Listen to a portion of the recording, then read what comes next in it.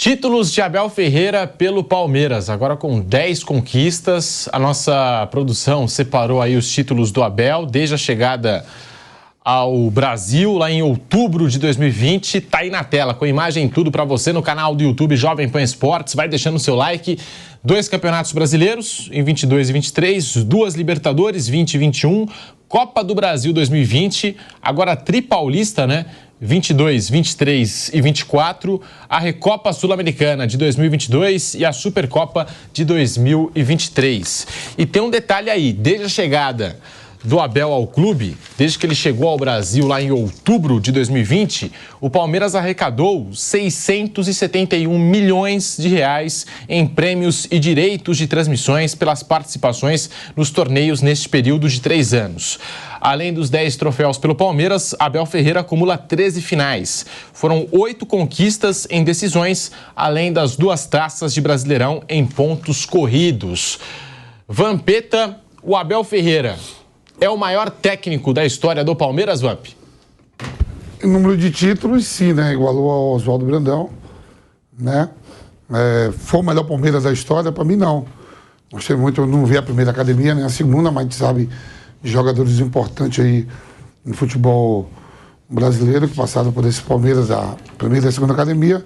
Eu vi aquele Palmeiras Parmalat de 93 e 94, Palmeiras mesmo que eu enfrentei nos anos 98, 99 e 2000, com jogadores mais talentosos, mas de fato esse Palmeiras é um Palmeiras que usa não o talento, né? Tem jogadores talentosos, o Veiga, o Zé Rafael, o próprio Dudu, né? Mas é mais o conjunto como time, né? O próprio Abel, se você perguntar, o Abel, o Vanderlei nos melhores momentos da sua carreira, fazia um Palmeiras jogar um futebol bonito, com o Rivaldo, Djalminha, Miller, Luizão, né, aquele Palmeiras de Edmundo, Edilson, Evaí, Roberto Carlos, Mazinho, Antônio Carlos, Kleber, né, César Sampaio, Zinho, quer dizer, Paulo Nunes, mas esse Palmeiras é vitorioso.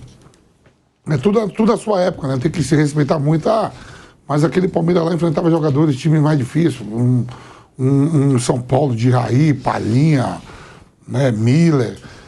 Então, assim, é tudo esse momento. O que é? Nasci nessa época, o que se tem para enfrentar? É os jogadores da época agora. Sim. Então tem que dar os méritos. 10 títulos e 4 vice-campeonatos. Sim. Né, que teve um paulista, um mundial. Perdeu para o São Paulo do Crespo, né? Sim. Um paulista, um mundial de clubes. Perdeu para o Chelsea, aquela decisão de mundial de clubes. Teve Supercopa pro Flamengo. Supercopa pro Flamengo nos pênaltis. Perdeu uma pro Defensa e Justiça. Perdeu também Defensa e Justiça. São 4 vices. Defensa e Justiça. Na verdade, 5. Flamengo, São Paulo agora, né? Começo do ano, perdeu a Supercopa, 3. Chelsea, 4. Então, as 3 copinhas. E o Paulistão. Paulista São Paulo. E o Chelsea. 5. 10 títulos, quer dizer, chegou aí em 15, né? 15 finais o Abel, né? E perdeu 7 disputas de pênalti de 8, não sempre em finais. Já pensou se fosse um pouquinho melhor nos pênaltis? Digo, nem ganhar as 8, mas tivesse vencido 4, vai. 13 finais. Tá pra história, Pedro, tá pra história, né? 13 finais. Tá pra história. Agora, quase 100 anos depois, também conquistando um tri paulista, né? E Piperno, tá aí. Era Abel Ferreira rende mais de R$500 bilhão em premiações ao Palmeiras. Piperno. É uma era, sem dúvida nenhuma, muito vencedora e, claro, já podemos chamar de era, sim, já tem aí mais de 3 anos, né? É indiscutivelmente o técnico mais vencedor da história do Palmeiras. Então, isso a gente pode medir estatisticamente. Quanto à parte subjetiva de ter sido melhor ou não, aí é uma tarefa mais complexa, porque a gente tem que considerar outros fatores, inclusive o nível de concorrência. Eu acho que a contratação do Abel foi um golaço que a direção do Palmeiras fez lá atrás e reconheçamos, de forma casual, né? O Abel era a 4ª, 5ª opção, depois dos nossos vizinhos aqui, inclusive Miguel Ángel Ramírez, que era o primeiro, ter desistido, não ter aceitado as propostas do Palmeiras. Alguém chegou e lembrou lá de um portuguesinho, início de carreira, que tinha feito um bom campeonato português pelo Braga e que lá na Grécia havia, ora só, derrotado Jorge Jesus. A vitória sobre o Jorge Jesus, mas eu não tenho a menor dúvida de que se tornou o grande passaporte para o Abel desembarcar no Brasil. O Abel se tornou, assim, remotamente conhecido e ventilado pela direção do Palmeiras porque tinha acabado de incorporar esse resultado ao seu currículo. Então, mas os homens do Palmeiras que arcaram com o risco de trazer para o Brasil essa aposta, acertaram em cheio, então de parabéns também, né? Os méritos também são deles. Então, por isso que eu acho que a gente tem que avaliar uma série de fatores. Eu nunca escondi que eu gosto muito do trabalho dele, eu admiro a forma que o Abel tem de melhorar o jogador e muitas vezes alterar o time dentro de um jogo sem trocar peças. E isso, o primeiro exemplo muito claro disso, ele deu aos 6, 7 minutos de jogo na célebre semifinal contra o River em Buenos Aires. Naquele momento, naquele jogo, o Palmeiras toma uma pressão em cima do Marcos Rocha no começo, ele de cara recua o Gabriel Menino para ser o lateral, traz o Marcos Rocha para jogar como um terceiro zagueiro, conserta aquele setor e o Palmeiras fez uma partidaça. E o Gabriel Menino talvez tenha tido naquele dia o grande momento da sua carreira vestindo a camisa do Palmeiras. Agora, eu acho que o Abel tem contra si o fato, e veja, o Palmeiras ganhou 2 Libertadores enfrentando times melhores. Aquele River Plate era melhor que o Palmeiras, assim como o Flamengo de 2021. Então, ele teve, assim, mais incontáveis méritos nessas 2 conquistas. Em relação a isso, eu não tenho a menor dúvida. O que eu acho que o Abel tem contra si? O fato de que, às vezes, ele demorar muito a passar a confiar em garotos de incrível talento, como foi o caso do Endrick, que demorou muito para se tornar titular, e agora o Luiz Guilherme. Então, veja, na quinta-feira, o Luiz Guilherme era do time C. O Palmeiras deixou o time A em São Paulo, o time B iniciou o jogo lá contra o São Lourenço e o menino ficou no banco. Então, ele era do time C. Ele entrou e melhorou demais o time. Ontem, ele já tinha sido promovido a time B. Ontem ele estava no banco, entrou no lugar do Lázaro e jogou muito melhor. Aliás, no primeiro lance dele, ele já pega a bola, dá uma escapada pelo lado esquerdo, dribla o marcador, cruza e o Palmeiras quase faz o gol. Então, o Abel, eu sei que ele confia muito em jogadores que já estão com ele há mais tempo, mas é preciso, até para aumentar, inclusive, o nível do trabalho dele, às vezes, arriscar mais com esses meninos. O Abel precisa ser, com essa jovem guarda do Palmeiras, o que a direção do Palmeiras lá atrás, em 2020, foi com o Abel. Ou seja, eu vou confiar num jovem. E deu muito certo. Eu acho que tem pelo menos 4 jogadores no banco pedindo passagem, né? Vanderlan, Richard Rios, Estevão e Luiz Guilherme, tá? Acho que esses 4 jogadores estão pedindo passagem e, ao que tudo indica, devem ganhar mais minutagem no decorrer dessa temporada. Nós vamos para um rápido intervalo na Rádio Jovem Pan, é coisa rápida, e já voltamos com o Bate Pronto para você.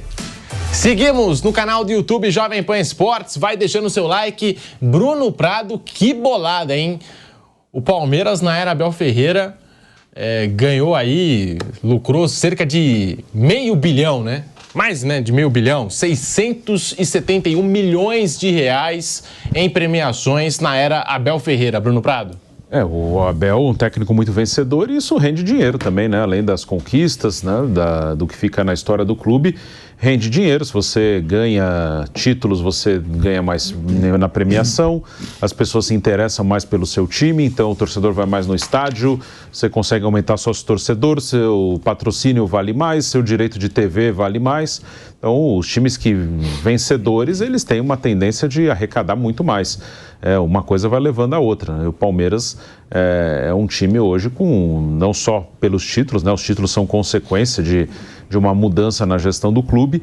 O Palmeiras hoje é um time com poder de investimento alto e não por ter um poder de investimento alto, isso não leva a gastar muito mais do que poderia ou deveria. O Palmeiras, ele tem uma linha de de contratações bem clara, né? O Palmeiras ele tem um time base que ele vai acrescentando aos poucos, né? Jogadores saem, outros caem de produção, chegam outros. O Palmeiras dificilmente vai ter agora, nesses últimos anos, isso não aconteceu nos últimos anos e dificilmente vai acontecer no próximo, aquela coisa de contratar 10 jogadores numa temporada. Isso não vai acontecer. Nessa temporada contratou 5, no máximo vai chegar mais 1 ou 2 até o fim do ano.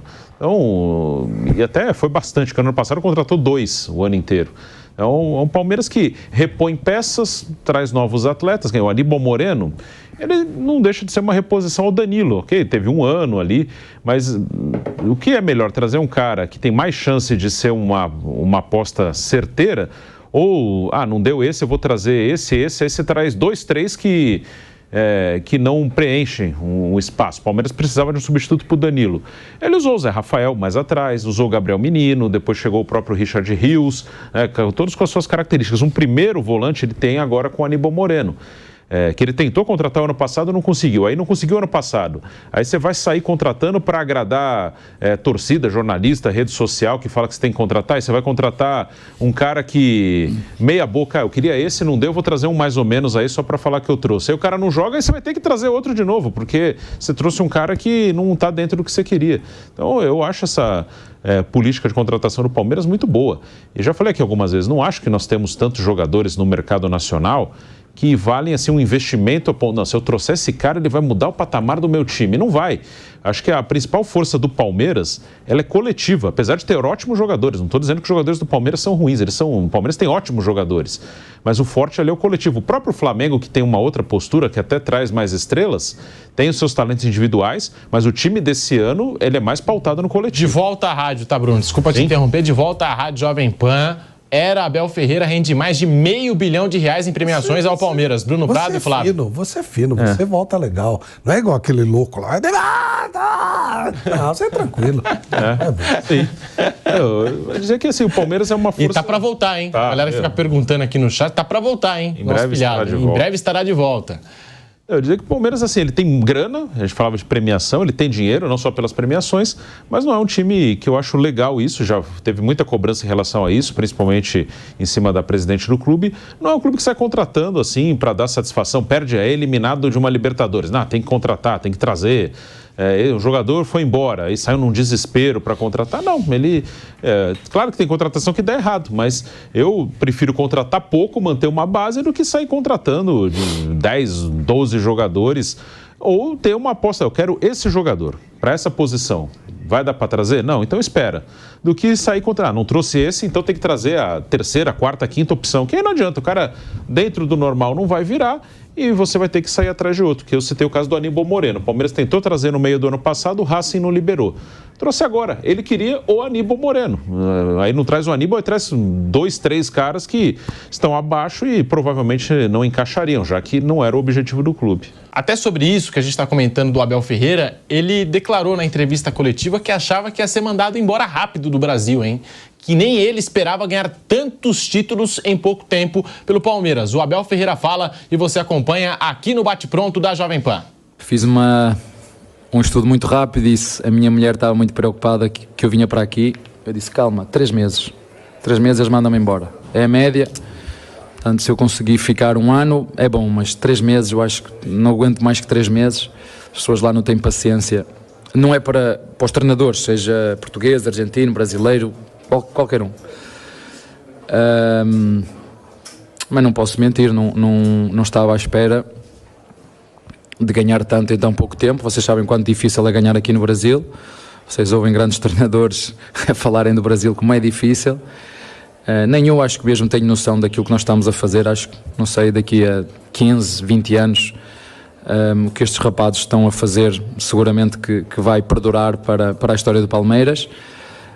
Mas para ser sincero, não estava à espera de ganhar tanto em tão pouco tempo. Conhecemos a nossa forma de trabalhar, sabíamos que vinhamos para um grande clube com essa ambição, com esse desejo, mas acho que encaixou aqui muita coisa.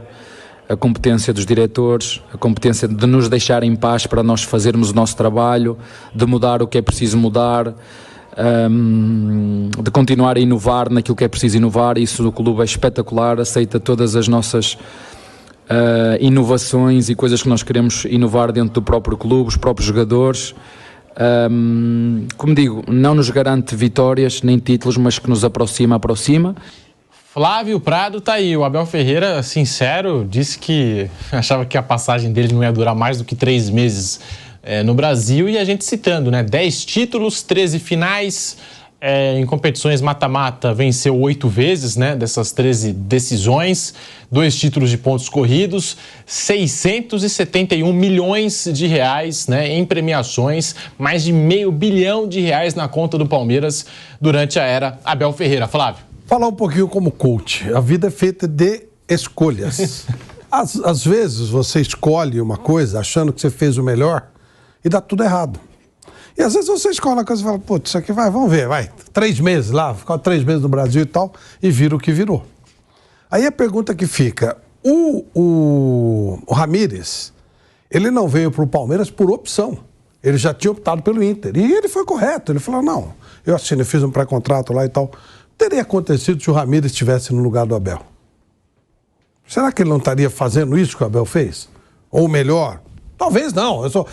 Eu falo assim, que às vezes uma escolha, quando o Ramírez opta pelo Inter, todo mundo falou, não, tá certo, ele já tinha um pré-contrato e tal, não sei o quê, e deixa o Palmeiras na mão. O Palmeiras não queria o Abel, não existia Abel. O Abel foi porque tinha aquele Renzi, foram cessando as opções. E aí apareceu uma lá que... Se o Abel achava que ia ficar 3 meses, quem o indicou, obviamente, não tinha convicção nenhuma do que ele daria certo. Mas a coisa rolou. Então, às vezes são coincidências, outras vezes são opções que você faz, escolha que você faz, pensando que vai dar tudo certo e dá errado. Outras vezes você acha que pode dar errado e dar muito certo. A vida é desse jeito, ela é muito dinâmica, né? Então, o Ramírez, o que aconteceu? Ficou no Inter 2, 3 meses, foi para os Estados Unidos e sumiu. Ninguém sabe mais dele. Se ele estivesse no Palmeiras, será? O Abel, se você olhasse, projetasse 3 anos atrás, falasse assim, quem terá uma carreira melhor? O Ramírez ou o Abel Ferreira? Quem é Abel Ferreira? Não é? E aí ele faz uma escolha e ele mesmo falou, vamos ficar lá pelo menos 3 meses da família. Pô, que é isso? Vamos arriscar desse jeito e tal. Vamos lá, vai. Pô. E a coisa rolou, fluiu, foi ótimo. Talvez se o Palmeiras tivesse conseguido aquilo que ele tanto tinha como objetivo, não tivesse dado tão certo assim. O objetivo era o Ramírez. O Ramírez poderia ter feito no Palmeiras o que ele fez no Inter. Nada. Sim. E aí o Palmeiras ficaria sem... Você vê como às vezes a vida te empurra a certas coincidências? Por isso que eu falo como coach. Às vezes o cara acha que nada dá certo na vida, de repente faz assim. As coisas mudam. Elas mudam muito, elas são muito dinâmicas. Aquilo que parece que, nossa, não tem mais jeito, muitas vezes tem. E aquilo que você acha que já está resolvido, muitas vezes não está. Então eu acho que esse dinamismo da vida é legal. E esse é um caso típico. O cara que ninguém conhecia, nem ele sabia o que ia acontecer, vem e faz um baita sucesso. O outro que era o sonho de ambição, né, o sonho de consumo de todo mundo, inclusive do Palmeiras, acabou escolhendo um time, não funcionou, fracassou, deu tudo errado. É desse jeito que funciona. Eu tô vendo que o Miguel Ángel Ramírez agora está na 2ª divisão da Espanha, com o Sporting Gijón. É o 8º colocado da 2ª divisão da Espanha, o Miguel Ángel Ramírez. Até porque ele é espanhol, né? Isso. Então ele tem um passo lá. Lá classifica 8 na 2ª. Classifica 8. Então ele está sendo estratégico.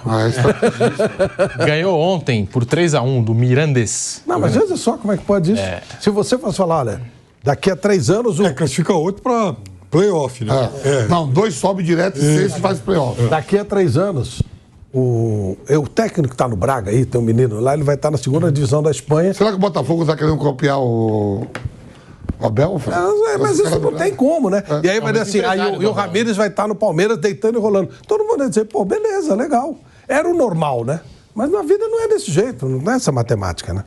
O Arthur Jorge, que está chegando no Botafogo agora, é empresariado, né, pelo mesmo agente do Abel, né? Então, mas se a ideia foi achar que vai repetir, não vai. Aí deixa eu te perguntar. Bem, agenciado pelo empresário do Abel e não deu certo. O Textor, ele parece mais o Eurico Miranda, né, do que o Paulo Nobre. Ele é fanfarrãozão e tal. Só que eu acho que ele não tem nem de longe a capacidade do Eurico Miranda. O Eurico Miranda era fanfarrão, mas ele era competente. Deixou o Vasco competente para ele dirigir, né? Porque depois ele deixou o Vasco num buraco que até hoje o Vasco não saiu. Agora o Textor nem isso ele é. E ele é só fanfarrão. Agora eu pergunto, Flávio, o cara tá no Braga. O Braga figura sempre entre os 4 primeiros, certo? Joga ali no máximo. a projeção aí eu tô falando individual do treinador. É mais próximo de ele estar no Botafogo, chegar um time maior da Europa, da Liga, Premier League, ou tá no Braga? É que o Textor tem time lá, ele pode levar. No Braga é menos difícil. Mas você tá na Europa. O europeu... Você acha que a atitude dele de largar o Braga e vir pro Botafogo é mais pelo Textor? Grana. E o Textor também ser dono de clube. Claro, e grana. Você sabe porque o Braga é um time pequeno, né? Sabe o que aconteceu com o Braga nesse final de semana? Ele tinha mais ou menos a mesma pontuação do Porto. Sem técnico agora, tomou 3-0, acho que do Arouca em casa. Então, mas o português, o Vampeta, ele tem muito esse espírito aventureiro, sempre foi assim, né? Até historicamente, o português, ele vai embora mesmo. Tanto que você vê técnico português em qualquer lugar do mundo, é um negócio impressionante. Facilidade que o português tem de adaptação em vários lugares. Pelo histórico, o povo é desse jeito. É um povo desbravador mesmo. E aí eles são preparados, inclusive com essa cultura, de fazer um trabalho fora de casa. Porque o mercado português, ele é limitado. Então você tem 3 grandes times, o Sporting, infelizmente, nem faz tempo que não consegue ser um... Vai ser campeão agora, ganhou do Benfica agora. Eu sei, mas é sempre que ele não consegue, né? Sempre fica... Mas é sempre aquela coisa. E não tem mais nada, os outros eles são bem pequenos mesmo, então fica difícil. O Arouca, né? Não dá. O Acadêmica tem um baita estádio, fez um estádio maravilhoso para... Eu fui lá visitar, eu acho a camisa deles bonita. Lá eles fizeram um baita estádio para Euro e tal, tá lá. É um shopping, ainda bem que tem um shopping, porque o time nada. Fizeram o estádio lá embaixo em Portimão e tal, também um baita estádio, não tem time, não tem nada. Então, não é muito pequenininho, né, o mercado dele. Então, os caras são preparados para ganhar muita grana. Vai embora, vai para a Ásia, vai para a Europa, para os mercados menores. E agora abriu esse mercado brasileiro, depois que o Jorge Jesus desbravou, o Abel também está aproveitando, então criou um mercado. Aí vem o técnico do Corinthians, que é mais ou menos. Vem esse rapaz aí do Botafogo, que ninguém sabe nem quem é. Então, abriu o mercado, né? Abriu um monte de gente tá vindo para cá.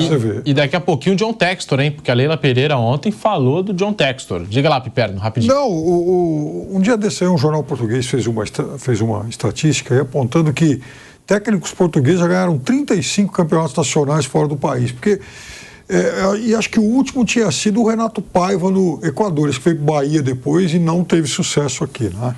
Então, olha... Desde a época dos navegadores, os portugueses eles são preparados para sair para o mundo, diferente de nós, né? Enfim, o brasileiro quando sai, puxa vida, tem o feijão, o cachorro, não sei o quê, né? Apesar de que tem técnico português que tem saudade da sogra também, né? Mas, de qualquer forma, eles têm essa mentalidade que é diferente da nossa. Então, isso que o Abel fala, vamos lá, vou ficar 3 meses e tal, né? Olha a mentalidade do cara também, né? Ele assume o risco de só ficar 3 meses, sair, quem sabe, lá com uma indenização, uma grana e voltar. Não seria, por exemplo, uma variável que um técnico brasileiro iria considerar. Se ele recebe um convite e é tentador, ele vai pela tentação do convite. Essa história de só ficar 3 meses e voltar, acho que ele nem pensa nisso. Então, de fato, os portugueses têm isso. Agora, aqui no futebol brasileiro, nesse momento, os times da Série A, pelo menos hoje, segunda-feira, né, estão com mais técnicos argentinos do que portugueses. Está havendo uma invasão argentina e o Milito, que está no Galo, campeão mineiro agora, ele foi um dos 4, 5 cogitados pelo Palmeiras naquele momento lá do Ángel Miguel Ramírez, o Heinz, todo mundo até chegar no Abel.